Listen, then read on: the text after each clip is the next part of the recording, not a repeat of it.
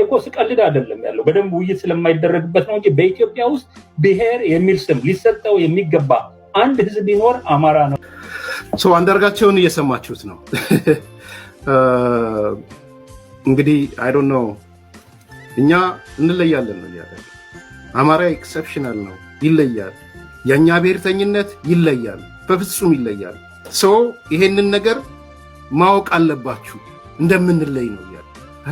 በደንብ ካልሰማችሁት ምን አይነት አደገኛ ንግግር እንደሆነ፣ ፋሺስት ንግግር እንደሆነ፣ የናዚ ንግግር እንደሆነ ይሄ በጣም የዚህ ዩጎዝላቪያን ያፈረሳት ንግግር እንደሆነ እንድታቁ ደንብ የሰማችሁት ይመስለኛል። ምን አይነት ዴንጀረስ እንደነገረ